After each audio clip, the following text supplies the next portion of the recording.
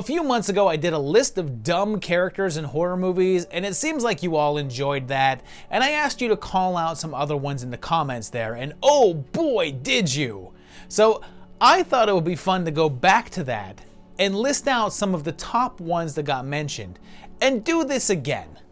Like last time, you're going to see their names listed in the comments below me here, so just give a thumbs up to any of the ones that you thought were the dumbest. In the last video, the entry that got the least votes, the smartest of the dumb ones, was Tatum from Scream, who at this point only has 21 likes. The dumbest, the person you all thought was the biggest dummy mentioned, was Pedro, the Sombrero Man from Dawn of the Dead, who got 113 votes. So let's take a look at our nominees here and see if anyone can beat that. Dummy number 1. This one was suggested by Alex of the Abyss, and we're talking about the 2013 Evil Dead remake here and the character of Eric. Now, Eric is meant to be a high school teacher and sort of the smart, responsible character of the group. So, why does he belong here? Well, it mainly comes down to the fact that everything that happens in the entire movie is his fault. Unlike the original, in which the group find the Book of the Dead and just look through it, but then play a tape recording of the book's passages translated. This is far more intentional. In that one, they have no clue what's on the tape, and they don't really even read the book. They don't know how. It's in Kandarian. But here, you have the boys finding the Book of the Dead in the basement, and of course they bring it upstairs, and Eric's fascinated by it. And again, this isn't the original, where the book was just willy-nilly out on some desk. Here, this thing is wrapped up and encased in freaking barbed wire, a very clear indication to not mess with it. So what does Mr. Smart Guy High School Eric teacher do? Yup, he opens it. He has to actually cut through the wires in order to do so.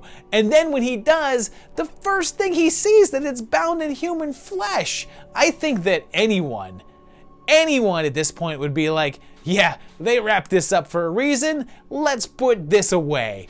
But no, Eric says, let's see what it has to say. Maybe there's some fun recipes in here. One of the first things that he sees is a handwritten note saying, leave this book alone. Seems like good advice, right? It was wrapped up, wired shut, and someone is saying leave it alone. So, of course, he quickly turns the page to see what else it's got. And you know what else it's got? A note saying, don't say it, don't write it, don't hear it. So can you guess what the very next damn thing that he does is? If you guessed that he's going to sort of transcribe the words by kind of writing it, and then of course saying it, exactly what it said not to do, you're right. Well, then everything after that goes wrong, leading to the death of almost everyone involved, including Eric, because teacher or no, the dude is an idiot. But is he the dumbest one here? Dummy number 2. This next guy was mentioned by a couple of people. There was CZ Misfits fan, Mystery Guy 892, and also Kenneth Connolly, and it's James, the male lead from The Strangers. His idiocy starts fairly early when he gets into a fight with his girlfriend while staying at a remote cabin, and then leaves at like 4 in the morning to get cigarettes, but while he's out, gets a call from his lady friend and she's concerned there's someone in the house. And he then loses the connection, which could be a sign of trouble. But he just shows up a little later and is like, oh, la la la. And oh, he left his phone in the car, like you do. Then he doesn't believe Kristen that something is going on, even though she's completely freaked out. But then when things go completely out of control, what's his plan? Camp out in the closet and shoot the very next thing that he sees. Now, James knows that his friend is coming to pick him up. He said so earlier, so he's expecting someone to show up at the house. And granted, Mike is a bit of an idiot because he himself arrives and doesn't just like say, hello, is anyone here, or whatever, but instead James just shoots him. Never mind the fact that if he didn't shoot him, he was pretty much just leaving him to the mercy of the crazy folk outside. Not once was he like, damn, Mike is coming. What if they come after him as soon as he gets out of the car? Next, he comes up with a master plan of all master plans. Yep, let's split up. He leaves Kristen inside the house even though he's seen earlier that the strangers were able to get in unnoticed, but he just leaves her there on her own and then goes outside by himself and gets captured within seconds. And you know, besides all of that, they say that he proposed to his girlfriend at their friend's wedding. I mean, come on, dude, that's just a faux pas. It's pretty clear that he did it at the wedding too, since they're driving home from it. It's not like he did it afterwards or the day after or whatever. Seeing some of the other moves he made, I wouldn't be shocked if he did it during the speeches. So yeah, James is a dumb dude, and because of it, he ends up dead. But is he the dumbest here? Dummy number 3. Okay, courtesy of AJ, our next suggestion is a classic, and it's Rex from The Vanishing, or Sporloos. And yeah, this one is pretty bad. Like how dumb he is, not the movie. The movie's great. Rex and his girlfriend Saskia are on vacation when they stop at a rest area, and she goes in to get refreshments and never returns. So, after a few years, Rex is still obsessed with finding out what happened to her, even to the point of losing his current girlfriend. He even goes on TV to make an appeal for information. Now, here's where the stupid comes in. Shortly after, a man approaches him and says that he will reveal what happened to Saskia if Rex comes with him. Now, anyone with any sort of intelligence would say the only way that this person would know what happened to her would be if he were involved, so that's probably a bad idea. But he does anyway, and he rides along as Raymond basically confesses to kidnapping and killing her. Now, here's where things get super dumb. Raymond basically admits to killing her and tells Rex that he'll learn what happened to her if he is willing to drink a cup of drugged coffee. Rex knows that the coffee is drugged. He knows this man did something horrible to Saskia. Nothing good can come of this. Nothing at all. Anyone in their right mind would say, "No way, I am not doing this. You clearly called her and I am getting the police involved." Sure, Raymond says the police would be useless because there's no evidence to link him to the crime, and it seems like it would be taking a chance to do that. But you know what else is taking a chance? Drinking drugged coffee that an admitted madman gave to you. So, spoiler warning here, this does reveal the ending here, so I guess skip ahead if you don't want to know. But Rex does drink that coffee. And I guess I won't say exactly how, but he finds out precisely how Saskia was killed, and it's pretty horrible. And the same thing happens to Rex, which could have been avoided if the dude exhibited a tiny lick of sense. But nope, he's dead because he was dumb. But was he dumb number 1? Dummy number 4. This next bonehead was suggested by Ninja Gooner, and it's Derry from Jeepers Creepers. And it's likely the only time I'll discuss this particular film on the channel, and you're not going to see any actual footage from it because screw that guy. So Derry and his sister are on a road trip, and they have an encounter with a creepy truck, only to spot it later and witness the driver, wearing an outfit that hides their form, tossing what appears to be a body down a pipe. Shortly after, the trucker attacks them and they get run off the road. So that's where they go to the authorities, right?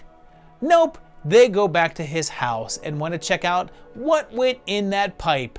Great idea! So now here's why we're talking about Derry here and not them as a couple. Because the dude decides to go in the pipe to see if he can see what's down there. Of course, because he's a moron, he slips and falls in, but then thanks to some extreme luck, he manages to escape, but only after finding that it's a body pit and the trucker is a mass murderer. So here they do make a smart move and go to the police, but that just leads to another encounter with the thing, and they manage to get away again, and here's the thing, they're on a road trip. They have no reason to stick around here. When all of this goes down, all they have to do is continue driving the way they were going and get back to some form of civilization. So do they do that? Nope. They stop at an old lady's house and allow the dude to catch up. And even after they run the sucker over and think that they've killed him again, all they have to do is keep on moving. But at least they go to a police station this time, which isn't necessarily a stupid decision. But again, they didn't have to stop at all. All they had to do was just go where they were going and never look back. But they didn't, because they're both dumb, even if Derry's dumber, and he ends up dead. But do you know what the dumbest decision here would be? It would be watching this movie without torrenting it or something and giving any sort of money or recognition to the scumbag who made it. Dumb number 5. Etched P put this one forward, and I have to admit that I feel a little bit guilty having this guy here because of what with the tragedy of Julian Sands, but it's the Warlock, specifically from his second film, Warlock Armageddon. In this one, the Warlock is on a mission to find these runes in order to call up Satan and set him free on Earth. He's opposed by a group of druids who want to stop him, who are guarding the runes, and they possess the one thing that can kill the Warlock, a mystical dagger forged from metal from the Holy Grail. But about halfway through the movie, one of the druids attempts to kill the lock, but fails and ends up in elevator pizza. So the baddie now has possession of the one thing that can stop him. So what does he do with it? I mean, he's this ancient evil son of a bitch, super wicked and smart, right? He's stashed it somewhere really hard to find in order to keep it away from the chosen ones, right? Nope. Not only does he bring it with him to the final fight, but he brings it out as a weapon of choice to try to kill the good guys with. There is no reason for him to do this. All he had to do is, I don't know, not bring the knife, and the druids would be left with no way to take him out. It's not like the dagger was a part of the ritual or anything. He only needed the runes for that, so there was no reason for him to have it. But he did, and not only did he, but he brandished it so that our heroes were just like, oh, there that is, thanks. And guess what happened to the Warlock? Yep, he ended up dead because he made one really dumb decision. Is it enough to make him the dumbest one on the list, though? Dumb number 6. Here's another one that I hate putting on here for another reason, and it's Aaron from Creep, and this one was suggested by Chris. Now, I hate putting this one on here because I kind of love this movie, but ultimately I don't mind it because I don't like this ending, and I'm gonna have to very much spoil how the ending of this one plays out, so beware of that, I guess. Anyway, Aaron is a videographer who takes a job to record Joseph, who claims that he's making a video for his unborn son, and he has an inoperable brain tumor. That turns out to not exactly be true, and Joseph is a bit nuts. And by a bit, I mean like doing a weird dance in a wolf mask nuts. Now, for the most part, Aaron is a little cautious, and he probably could have noped out of there a little quicker, but his actions aren't too absurd until we get to the finale. Aaron manages to get home, leaving Joseph behind. He's back on his own turf and no longer isolated up in some remote cabin, but Joseph continues to stalk him and sending him weird things in the mail. The A-Man does contact the police, but they claim to not be able to do much because he used a false name and they don't know who he is. But like, Aaron, my man, you have tapes. You have evidence of him attacking you recorded, and also the packages he sent you. There's enough there to make a stronger case for yourself. But I guess he just shrugs and is just like, oh well, guess I'm on my own. But then, here's the creme de la dame, and Joseph reaches out and wants to meet up. And Aaron agrees, and goes alone. Like, he sets up a camera and I guess sets his phone to speed dial 911 in case something goes wrong. But then he sits on a bench and stares at the lake with his back to, well, everything. And then never looks around, just stares at the lake. I guess just waiting to die. Like if he were facing the other way, he'd have seen the dude in the weird outfit approaching and made use of that speed dial, I guess. But instead, he's just dumb. And because of that, he's dead. So what do you think? Dumbest one? Dumb number 7. Iceborg had a good suggestion, and he put forth Lewis from Pet Sematary. So here's what makes this dude a moron. He moves to a new hood, and his neighbor informs him about the mysterious pet cemetery behind his house. Like, he does this because Lewis's cat dies, and he tells him burying it back there will allow it to come back, but also that it may be different. Lewis sees this in action since his cat is more aggressive and jerky, which is, you know, like that's saying something for a cat. But then when tragedy strikes and his young son is run down on the road, he's despondent and decides to take drastic measures by allowing the cemetery to do its thing on him. So that's not exactly the best decision to make, but I'm not going to take off too many smart points for that one because it's his freaking kid, and he hasn't exactly seen how it would affect a human. He only saw a cat acting more like a cat, so it's not too egregious a thing to do. But when little Gage returns and he's just a straight up ball of little evil and kills a couple folks, including his mom, I think that the Lowe man should realize that the cemetery power is definitely no good. You've now seen what it does to animals, and it makes them vicious. You've now seen what it does to people, and it makes them monsters. So when you pick up your wife's now dead body, you're smart enough to say, it would be a very unwise choice to bury her in the pet cemetery, because chances are that she doesn't want to be buried in a pet cemetery. She probably doesn't want to live her life again. And you know that she'll just come back evil. So what does he do? Boom, straight to the cemetery, because of course he buries her there, ignoring the pleas of the ghost Pascal, and just does it. And of course she returns from the dead. And do you think that she's evil? I mean, of course she's evil, because every single other thing that was buried there has come back evil. And not only did Lewis get warned more than once, but he also saw the effects more than once.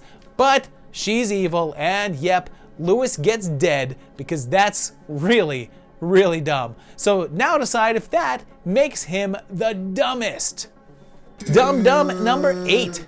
In the last episode of this, I talked about Tatum from Scream, and now we've got another entry from that franchise since the bad guy 235 put forth Mindy from Scream 5. And I'm so glad that it's officially referred to as that now instead of just Scream. But here's the frustrating part here. Mindy is Randy's niece. She lives in Woodsboro, and we're led to believe that she has always lived there. She's basically presented as a sort of analog for Randy and has a wealth of film information, and is the one that puts together that this is a requel, a sequel that also acts as a reboot.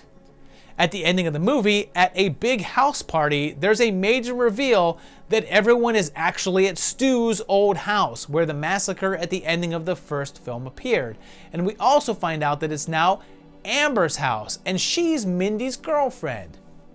Let me lay that out for you. Mindy is dating a girl that lives in the house of the guy who killed her uncle.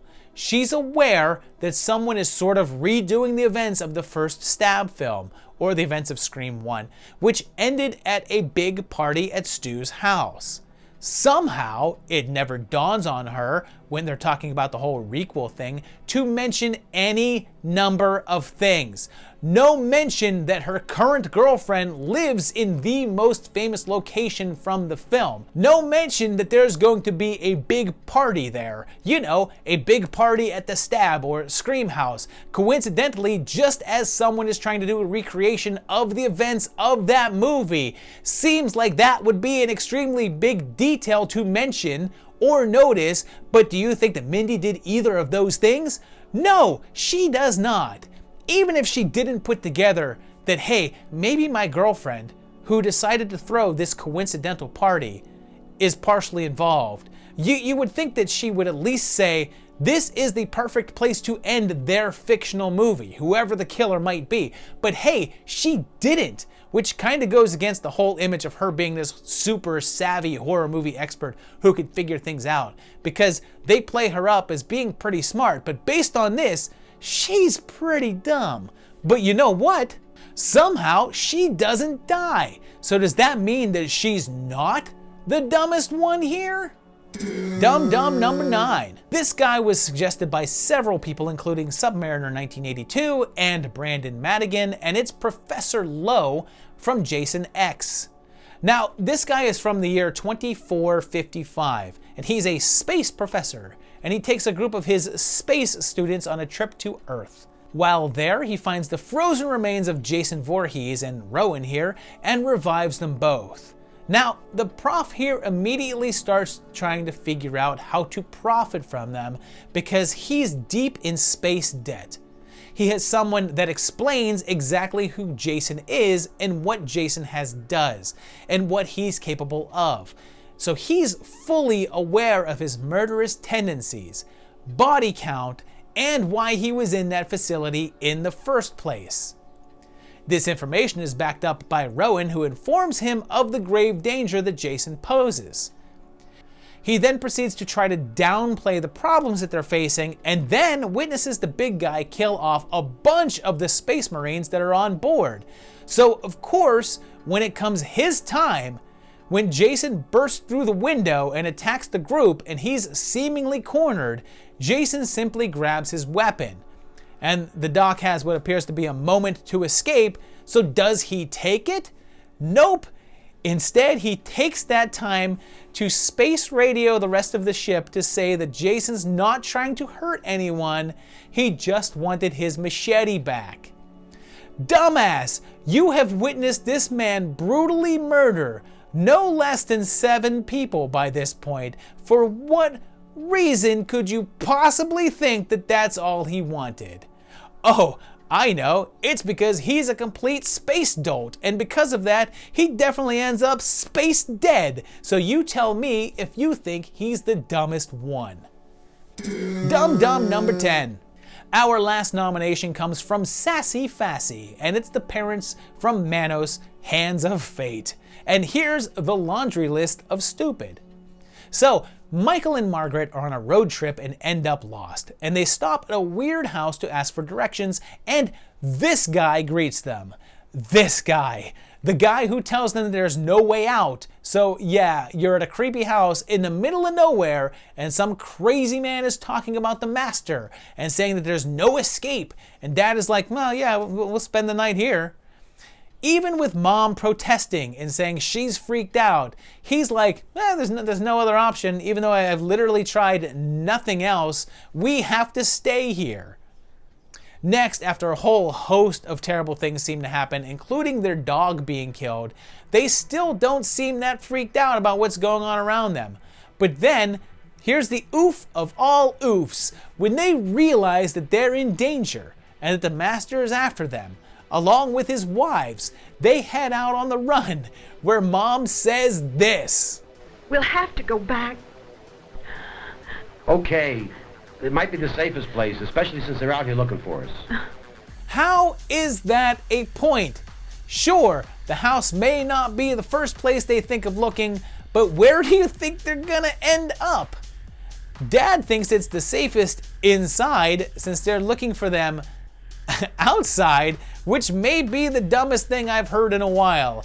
And like, they want to hide in the villain's own house because that's the one place they won't look? How is that any sort of reasoning? Well, that's what they do, and guess where the master looks. Guess where the first place he looks is. That's right, in his house. Their whole "they'll never look for us in the house" plan is foiled in exactly 3 seconds.